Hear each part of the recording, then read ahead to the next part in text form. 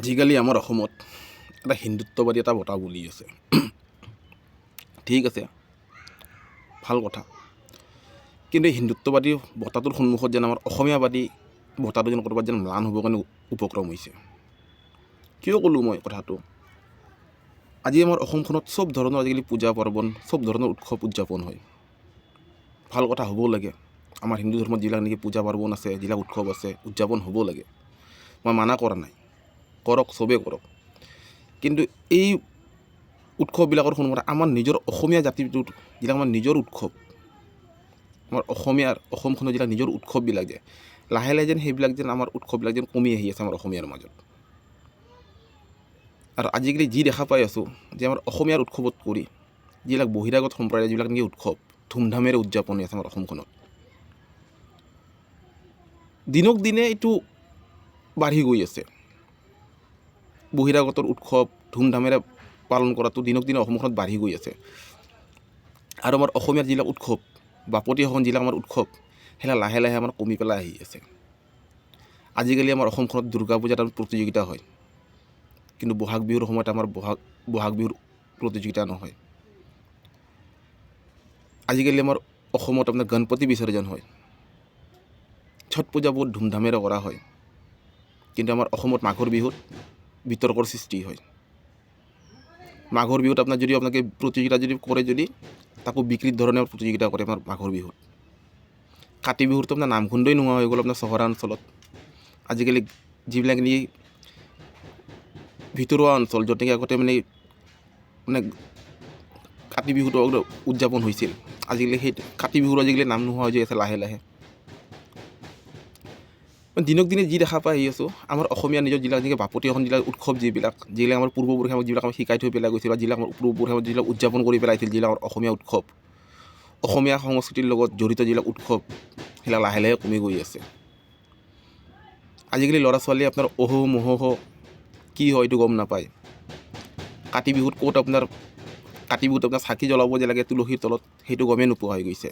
কিন্তু অসমীয়া ল'ৰা ছোৱালী এটা ঠিক জানে, কিন্তু খ্ৰীষ্টমাছৰ সময়ত আপোনাৰ ৰঙা টুপি এটা পিন্ধি পেলাই, জোকাৰ সাজি পেলাই আপোনাৰ কোনোবা এখন ৰেষ্টুৰেণ্টত যাব, যাই পেলাই আপোনাৰ কেক কাটিব, কিন্তু বৰদিন বুলি কৈ কিনে খ্ৰীষ্টমাছ। দিনক দিনে দেখা পাই আছোঁ আমাৰ অসমীয়া মানুহখিনি কিবা নিজৰ সজাগতা সচেতনতা যেন হেৰুৱাই পেলাই আছে। আমাৰ অসমত এতিয়া সজাগ আৰু সচেতন অসমীয়া মানুহৰ যেন অভাৱ হৈছে এতিয়া। যিবিলাক ঘটনাত নেকি, যিবিলাক কথাত নেকি মাত মাতিব লাগে, সেইবিলাক কথা কিন্তু মাত নামাতে আমাৰ অসমীয়া মানুহখিনিয়ে। যে আমাৰ অসমীয়া মানুহে নিজৰ শিপাডাল হেৰুৱাবৰ কাৰণে উপক্ৰম হৈছে, তাতে মাত মাতক না। নিজৰ সংস্কৃতি আছে অসমীয়াৰ, সেইবিলাক ভালকৈ উদযাপন কৰক, সভ্যতা সংস্কৃতিবিলাক ভালকৈ উদযাপন কৰক। সেইবিলাক কিন্তু মাত নামাতে আমাৰ অসমীয়া মানুহে। যিবিলাক নেকি য'ত নেকি মাত মাতিব নালাগে, তাতে মাত মাতে আমাৰ অসমীয়া মানুহখিনিয়ে। মানে বেয়া লাগে এতিয়া যে অসমীয়া মানুহৰ মানে চিন্তা ধাৰণা ভাৱবিলাক মানে কি হৈ আছে এতিয়া, যে নিজৰ উৎসৱবিলাকত কৰি আন উৎসৱ বেছি সন্মিলিত হয়। আজি আমাৰ বহাগ বিহুৰ সময়ত বিহু নাচিব নাজানা ছোৱালীকেইটাই আপোনাৰ নৱৰাত্ৰিৰ দিনা আপোনাৰ দাণ্ডিয়া কোবাবৰ কাৰণে যায়, নৱৰাত্ৰি উদযাপন কৰিবৰ কাৰণে যায়। দিনক দিনে মানে বেয়াৰ ফালে গতি কৰি আছে আমাৰ অসমীয়া সংস্কৃতিটোৱে, বিকৃত হ'ব ধৰিছে। দুখ লগা হৈছে আমাৰ অসমীয়া সংস্কৃতিক লৈ পেলাই। যদি এতিয়াও যদি সজাগ আৰু সচেতন হৈ নলয় আমাৰ অসমীয়া মানুহখিনিয়ে, তেতিয়া চাগে আমাৰ কিছুমান আমাৰ পৰম্পৰা, কিছুমান আমাৰ সংস্কৃতি আমাৰ মাজৰ পৰা হেৰুৱাই যাব এদিন। সেইকাৰণে কৈছোঁ, সজাগ হওক, সচেতন হওক, নিজৰ সভ্যতা সংস্কৃতিক লৈ কিনে সজাগ আৰু সচেতন হওক। হ'ব পাৰে নিজৰ উৎসৱবিলাকত জমকতা অলপমান কম হ'ব পাৰে, কিন্তু নিজৰ উৎসৱ সদায় নিজৰ উৎসৱেই থাকিব। বেলেগৰ উৎসৱত জমকতা বেছি হ'ব পাৰে, কিন্তু সেইটো আমাৰ নহয়। সেইটো বেলেগৰ সদায় বেলেগৰে থাকিব। আৰু নিজৰ সভ্যতা, নিজৰ সংস্কৃতি চবতকৈ ওপৰত সদায়। কিবা যদি ভুল কৈছোঁ ক্ষমা কৰি দিব। আৰু এটা কথা কওঁ, মই বহুত দিনৰ পৰা চেষ্টা কৰি আছোঁ যে মোৰ কথাবিলাক মানুহৰ মাজত যাওঁ। মোক নালাগে যে মোক লাইক কমেণ্ট কৰক, নালাগে মোক, মোৰ ভিডিঅ'ত লাইকো কৰিব নালাগে, কমেণ্টো কৰিব নালাগে। মোৰ চেনেলটো মনিটাইজ হওক নহওক, তাতেও কোনো মোৰ আপত্তি নাই। মই যে চেনেলটো যে খুলিছোঁ, যে মোৰ এইটো কোনো কাৰণ নহয় যে মানে মোৰ চেনেলটো মই ইয়াৰ পৰা টকা উপাৰ্জন কৰিম। মোৰ এইটো উদ্দেশ্য নহয়েই, কিয়কি হাত ভৰি দিছে ভগৱানে, কিবা না কিবা এটা কৰি ল'ম। হ'লে হ'ল নহ'লে নাই, মোৰতো কোনো আপত্তি নাই। মোৰ চেনেলটো খুলিছোঁ যে চেনেলৰ পৰা মই আজি উপাৰ্জন কৰিম, সেইটো মোৰ উদ্দেশ্যই নহয়। মোৰ প্ৰধান উদ্দেশ্যটো হৈছে কি মানুহখিনি সজাগ আৰু সচেতন হওক। মই তাৰে কাৰণে মই চেষ্টা কৰি আছোঁ।